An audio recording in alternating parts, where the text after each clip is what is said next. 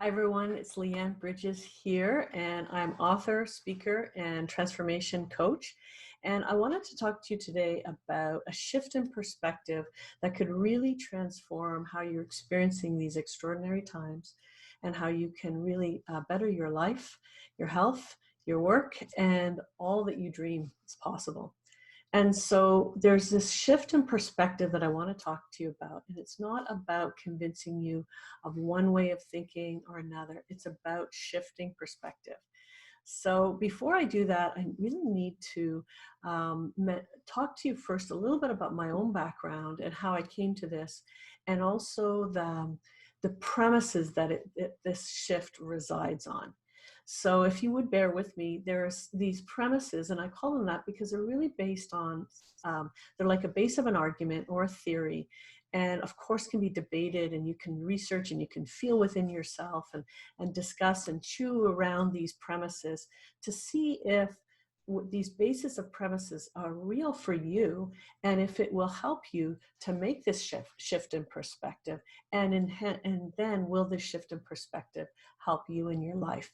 That's the only reason why you'd really want to shift perspectives in any way.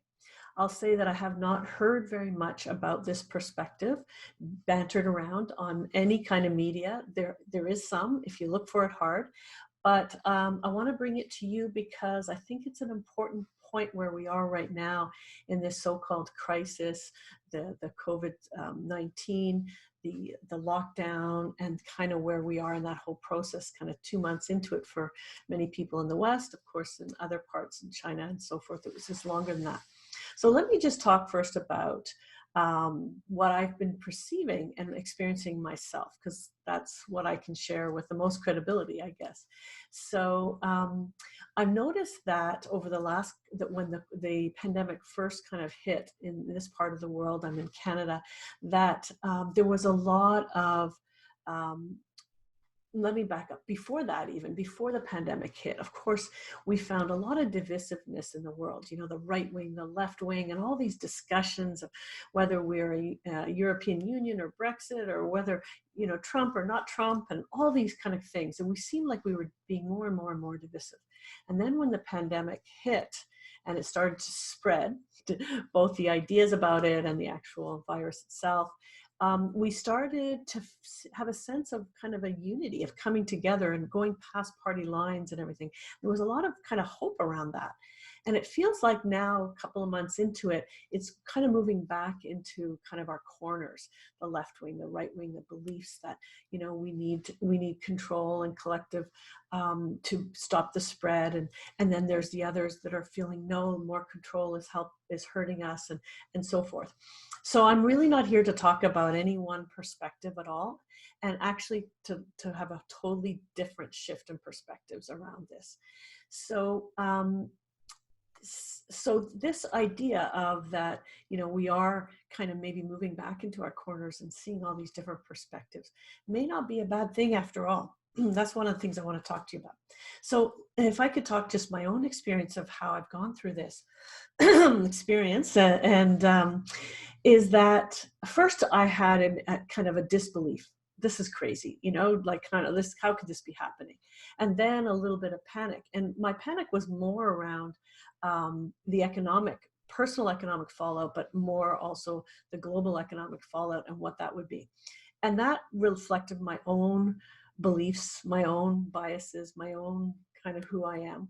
And rather than, you know, really focusing on the health because of my health beliefs. And I'm going to get into that in a little bit more, where I didn't really believe that it would affect me very much.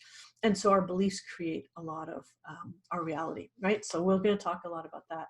But it's that idea of that I started in disbelief, then maybe into panic, and then more into kind of relief, and even a bit of an elation, I'd say, because I started to see the possibilities and what could be created from this. And again, we'll talk more about that. So then went into more anger of, you know, rights being taken away, and government overreach, and the whole ideas of what's being disclosed, and maybe new truths coming out in different narratives, and how we've been duped and all this stuff. So all the anger comes out, and even a sense of hopelessness.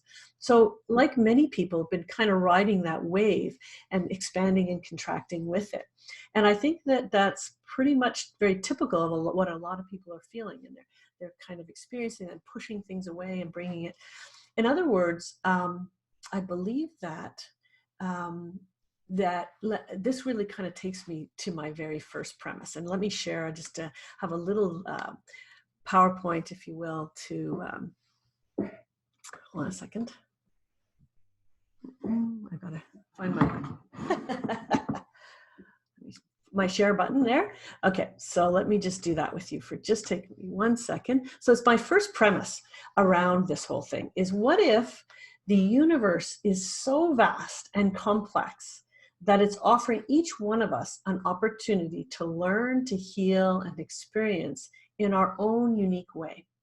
Hence the idea that we are all experiencing these things in such a vast way.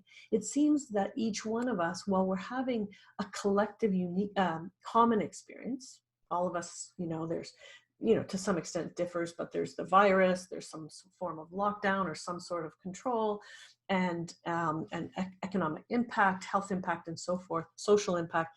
Yet each one of us are reacting, living, and experiencing it in our own way, almost like snowflakes with it. There's no two that are the same. So that kind of makes me start to think about, and that's why I was wondering about, this is the first premise. What if that's perfect? That idea that each one of us needs to experience it in our own way, and that the universe, the vast, sometimes people will call it a matrix from a positive perspective, not the negative one, that's the ability for us to experience our reality in the way that we need it the most, right? So look at, for example, the shutdown as a pause. We paused the economy, which resulted in some environmental benefits that we're seeing, so less pollution, water, air, and so forth. We're also seeing some personal benefits, and more time with our family, slow down, less busy, be able to look at new priorities and come out of this in a different way. We also allows us to experience our different roles and different kind of archetypes that we do and what we value. So, we may be somebody who really wants to make sure that we're in the front lines and we're helping and healing people and helping people that are most vulnerable. Maybe we're that protective archetype and we want to be experiencing that. And maybe we're people kind of behind the scenes who are seeing some of the untruths, and we want to bring that out. And we might be the truth teller kind of archetype. And maybe we're people who are helping others, and again, maybe more in the not in the front line, but helping families and people and spreading positive things. And maybe we're more the nurturer. So these archetypes allow this vast universe is allowing us to experience some of the greatness within us, and to be able to have some of these beautiful silver linings in what's perceived as kind of the crisis. And so then people would say, well, yeah, but there's tons of negatives that are things that are happening, right? So there's an economic downturn, there's potential death, there's death of the economy, there's health challenges, suffering, and real physical death coming with all that. So that brings me to my second premise. So what if our biggest challenges are our greatest opportunities for growth? And so I've experienced this personally, and I'll get into that in a second, but it's really this idea that dark night of the soul, when we hit our bottom, it's when we finally, sometimes for the first time, reach for light, reach for solutions.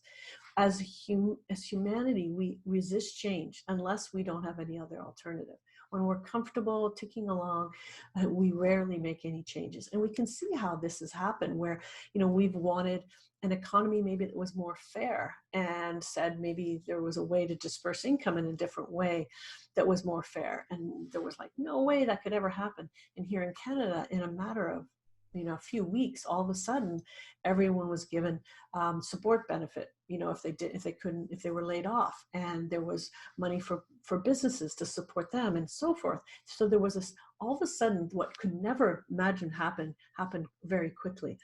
And it's because of our biggest challenges gives us an opportunity to see opportunities and take chances that we never would have when we're in our more comfort zone. And so we could look at, for example, something also perceived as negative, the reduction in freedoms. We've been restricted and so forth. And, some people say that's been really positive because it's helped the spread of the disease and helped, like I mentioned before, helped us to kind of stay connected with our families and learn to connect with new technologies with other people that we can't see live. But also another thing is that we may also be seeing what we value most. So when our rights are being taken away, it helps us to see this is really important to me. My right is important. My freedom of speech, when things are being censored, we're going to be advocating for freedom of speech more than when we're not censored. We're not going to be fighting about that or talking about it or discussing it. When we start to see the injustices that have been happening behind the scenes that we maybe never knew before that are coming to light, we think that's a bad thing, but they're actually coming to light. So it's, again, our biggest challenges show us things that need to come to the surface, that need to be exposed. And so there's a wonderful positive opportunity with that. And then we look at, kind of people are losing jobs, and that's a terrible thing. But I can't tell you the number of people in my line of work, which is helping people, transition their career, build a business, doing what they love, helping them within an organization, really step into their greater potential. That so many people who have lost their jobs are saying, yeah, I'm really scared, but it's giving me an opportunity to think about what I might do different. And I would have never taken that jump with a comfortable job and a permanent kind of perceived permanent income. So there's always that silver lining behind. And, similarly with the economy, and we're looking at, well, there's all these handouts, but then is that, causing dependency, and is it possibly debt and so forth? Again, by exposing it allows us to see some of these things and see how we might redesign our economy, our financial systems, our education systems. We're seeing that, are people being educated remotely, and what we like about it, what we don't like about it. It's not a good or bad. It's just that it's this idea that all things are being presented to us at one time, and we get to look at and see which ones are working for us and which ones are not really anymore. All right. So this premise that our biggest challenges are our greatest opportunity. But, then the question says, well, why there's so much suffering around this? And so, how could that be? Why do I need to suffer in order to learn or to grow and so forth? And that leads me to my next premise, which is our suffering actually is not necessary. Our suffering can really greatly be reduced or even eliminated by changing our perspective. So let me kind of unpack that a little bit for you. So there's many belief systems, including the Buddhists, that suffering is a part of humanity. Well, it has been in the past, but more and more new thinking is that it is actually something that we can transcend. And so, how do we do that? Well, it's really around what we perceive to be bad. So suffering is really our resistance to what we perceive to be against our wishes that we don't have control over. So I'll say that again. Our suffering is our resistance to what we perceive to be against our control, to be against our wishes that we try to control. Okay, so the idea here is that we perceive something that we want. We want to be healthy. We want our loved ones to live long, and we don't want that separation. We perceive those to be our most important our wishes. Yet we can't control that. All of a sudden, there's potential that they might get sick, or I might get sick, or I might lose my job, or lose income, or whatever. Now I don't have control of something that I want, and it's the resistance around that we suffer. And so when we can step back and surrender and accept, when we look at some of the great theories and religions and even 12-step programs, it all starts with acceptance of where you are, where we're at, and surrendering to that and to this kind of greater potential that's standing outside of where we are right now. So when I worry that I might get ill and that I can't control that because I want to stay healthy, that causes me a lot of suffering, right? I suffer with that. I fear, I feel anxious, I feel hopeless, I suffer. But if I believe that what's meant to be is going to be, and if I actually get the disease, I might actually get through it fine and be okay, or if my kids do, and so forth. I have my son is in the front line right now. He's working directly. He's working in the Army Reserve. He's working directly 100% with people with COVID right now. And so there's obviously a potential for him to get, contract the disease. I don't worry. I could be, as a mother, just anxious and worry and suffer so much, but I don't at all. I don't suffer at all. I just realize that my perspective is he's young, he could get the disease and he could overcome it. And that's why I mentioned earlier on, it's all about your perceptions, because I don't believe that he's going to die or suffer, or even, and I'll tell you my next premise, even if he does, what that means. So our suffering is very much about our belief around and our resistance to the things we want that we can't control. We feel are out of our control, beyond our control to actually have, or whatever. So in my case, of course, I want my son to be healthy and live a long life. I can't control that. He's in the midst of the front line right now. But my perception around it, that he will be okay, that if not, that things will be okay.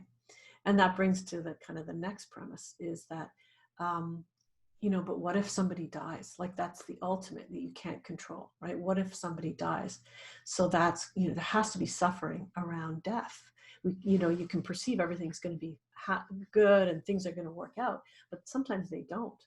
And so, what about that? So it comes to my next premise, which is a harder one for people maybe to wrap their head around. But what if we are infinite beings, have a temporary human experience, so that we really don't die, but rather transition from lifetime to lifetime, experience to experience? So in the case of my son, if something, God forbid, because I don't want this to happen, he contracts and he gets very ill from it. What if that is part of his experience in this lifetime, or moving on to another lifetime? We don't realize, but the sub-premise of this is that we actually choose how and when we will die. Okay, so I'll say that again. We choose, this is my belief, and you can take it for what you want. We choose how and when we're going to die. Some of these premises, as you recognize, is that you may not feel or believe them. It's to recognize how it makes you feel. So some people will say, well, yeah, you believe them, and I feel better about death. I feel better about suffering and all that kind of stuff, because I can believe these premises, but that's not real. That's not reality. The reality is that there is nothing beyond death, and that we do suffer, and we can't control our suffering.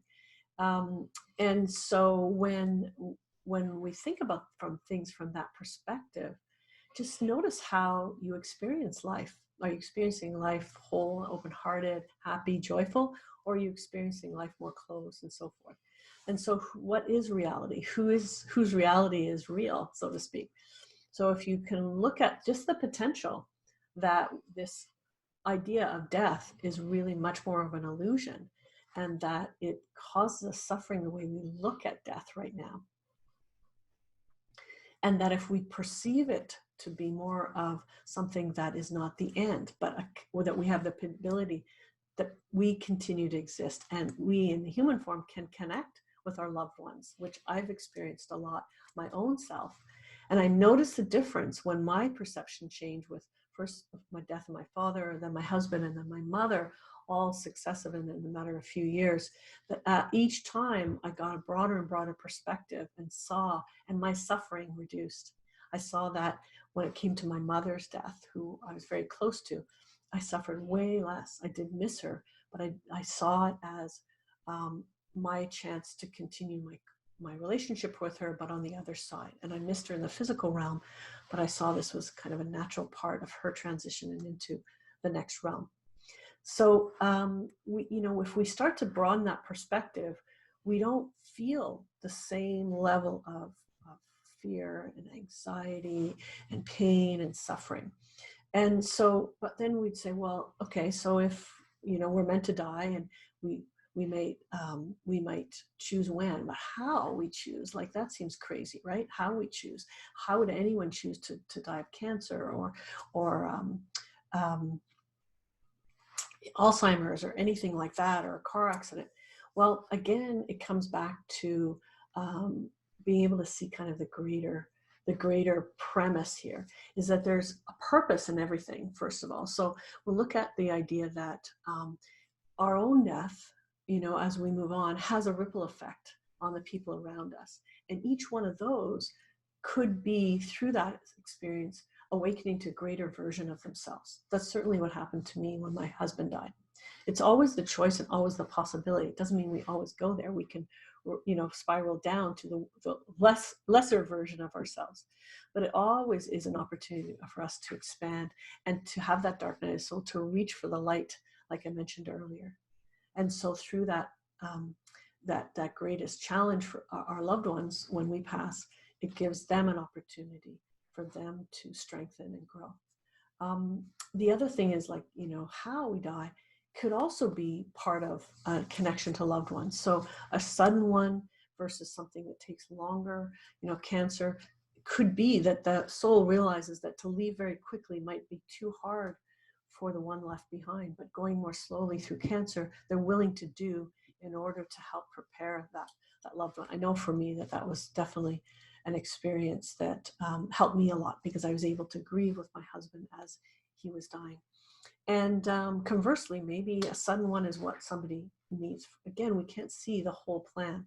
But if we can start to realize that we are these infinite beings, and that we are transitioning, and that with that transition, like any change, we have an opportunity to reconnect in a different way with our loved ones, and that they still exist, and they experience all this that we are experiencing and much more, and that the way we look at this can affect whether we perceive suffering or not.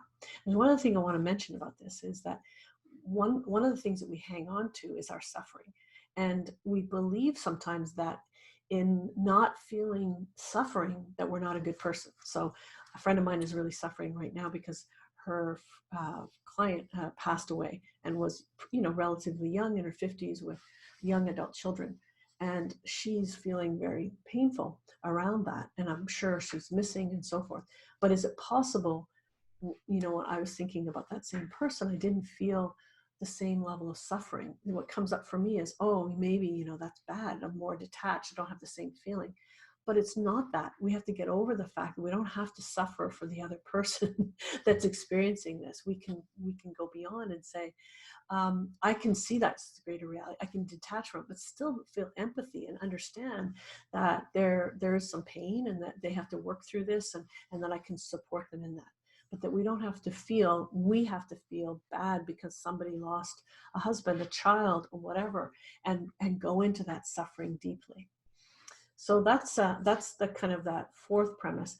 And then this comes to another one, which is what we create in our reality is through our level of consciousness. So when we shift a little bit our perspective, when we look at that we are infinite beings, that we have the choice of where we suffer, and that this whole universe matrix offers us whatever we need to learn and grow at this time, then we can actually shift a little bit into how we create. So let me talk a little bit about levels of consciousness. This is a map of consciousness that was developed by David Hawkins. He's author of many, many books. One of them is The Power versus Force, and The Anatomy of Consciousness is the name of the subtitle of that book. And he spent 30 years studying consciousness and doing research around the levels of consciousness. And his conclusion was that the way we the level of our thoughts, our emotions, our view on the world, hence our consciousness, is how we interact with the world and how we perceive everything. So, and there's levels of them he talks from 1 to 17. It's almost like an exponential grade, where at the lowest levels of shame and guilt, we feel experience of great suffering. And as we go up the scale, we feel more and more, we alleviate some of the worst feelings, the darkest feelings that we could have. And we move up to a point of courage, which is the point between the lower levels of consciousness, which are not life-sustaining, and the higher levels of consciousness that are life expanding and sustainable. All right. So we talk about something like we may not realize, because we think of emotions, anger and guilt and fear, we just kind of mix them all up. We don't think of them in a hierarchy ever. And so why is that important to do? Is because when we look at anger is more powerful and actually a higher state of consciousness than fear, and fear is more so than guilt, then we start to recognize why we move up and down these things. We move every day. We stay in a kind of a level of consciousness overall, kind of like an average, if you will. If you're looking at a graph, looking at my Fitbit, when my heartbeat goes and up and down and whatever, same kind of idea. We go but we kind of resonate. What's your average heartbeat is, where are you most of the time overall? It's the same kind of idea here. And so when we're down in areas of shame and guilt and apathy, they're where we suffer the most. But even in fear and guilt, fear and anger, we do as well, even in pride. And so just a little bit of an idea here is that in the lowest states, from 20 to 100, is where I would define it as we're more powerless. We are very much in judgment of primarily ourselves. That's because we're feeling more guilt and shame and so forth. And we often will put others first. We're often more people pleasing. We don't feel we have a lot of power, and we have a problem setting boundaries. And again, we all can fall into this, and depending on the circumstances, right? But then as we move up, so we go from guilt and shame and fear into more of anger and desire and pride, that kind of thing, is that we end up still being judgmental, but not as much directed ourselves. It's more directed out. Not to say it's perfect. And we are not as much putting others first. We're putting ourselves first. And our boundaries are starting to be kind of set, but it's more around controlling externally so that I can feel safe and that I can feel okay. And so it's a higher form of consciousness, forceful versus powerless. And it does set some boundaries, and it is starting to move judgment away from very harmful ourselves out to others, and at least starting to take, important about nourishing ourselves and working on ourselves. But there's a higher level of consciousness that goes from 200 and above that I'll call more of an empowered state. And this is where we move from judgment to non-judgment of both ourselves and in others. And that we move from either others first or me first to a me and a we kind of consciousness. And we've already got really well-established boundaries. We don't have to control things. We're much more open. And that idea of detachment that I mentioned earlier, it's not that we don't feel for others, but or even for some of the things we're all going for, but we detach to outcomes, the outcomes especially we can't control. We surrender. And from that, we have a lot more peace. And we know our value. We know that, people can't kind of come beyond that, because we are allowing ourselves to be open and vulnerable in the right circumstances, surrendering, accepting, and detaching from outcome, and just kind of being more of a serenity.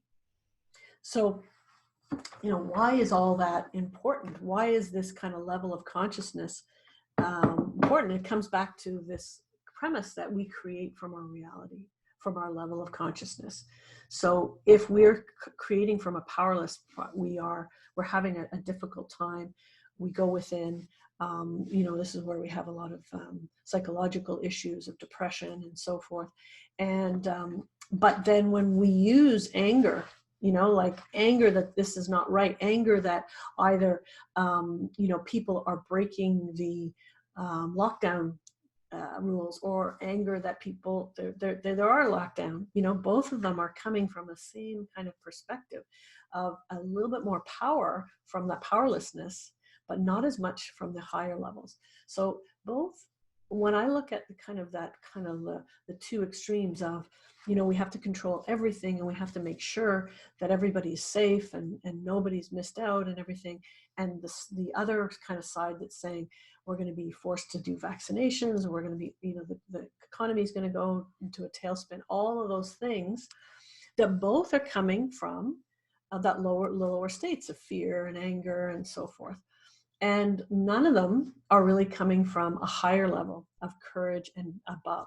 So this is where there's an opportunity to choose more on focusing less on what you don't want and more on what you want to create.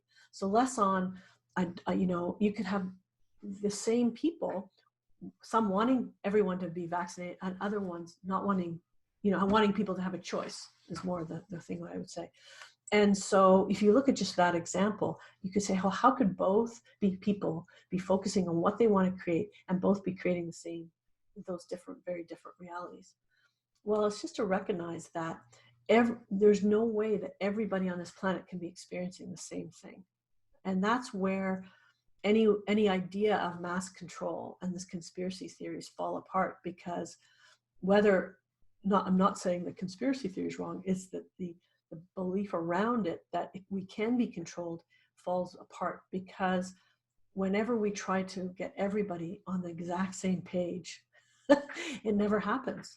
So you look at, Nazi Germany, there was always a resistance, even though a lot of people kind of fell a line, a lot didn't. And I'm not saying that vaccination or non-vaccination is that. Just to give an example, let's say you're someone who really believes in vaccinations and you think it's a good thing, and you focus on the health and wellness, which we all can agree on, right? I can agree with you, you can agree with me. You want your family to be healthy, you to be healthy, community to be healthy, the world to be healthy. We can both agree with that. But if you believe the way to do that is through vaccines, then perhaps that is a way that you will actually experience it, even if you believe mass vaccination is important. But if I believe that I would rather have choice, I will be able to experience that as well, because I will find ways, like the resistance, that will go around it. We can't control everyone. There's always leaks. There's always things, WikiLeaks, the whistleblowers, all these things. When we've tried to control everything, it doesn't work. So in that kind of reality, we both can experience what we desire by focusing on what we want.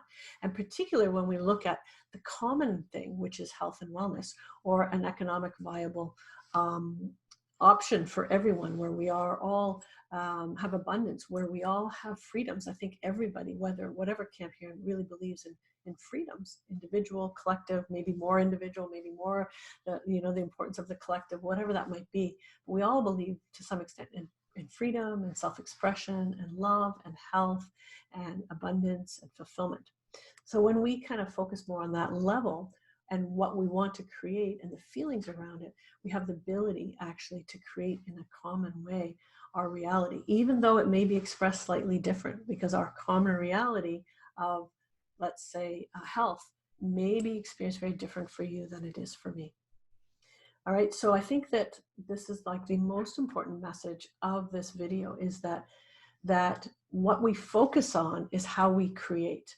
And it's not to say that we can't look at what's happening. I'm not saying put our head in the sand and not look at what might be happening, but try to take a broad perspective of what's happening, not just one side or the other, and step back from it and recognize in some way this is like this grand movie or this grand matrix or this grand game where all of us have a chance to experience whatever it is that we are here to experience, to learn, to grow, and to evolve. And when we come to that, we can finally reveal my premise or my shift in perspective. If we actually can look at things and say, everything actually as it is and is perfect.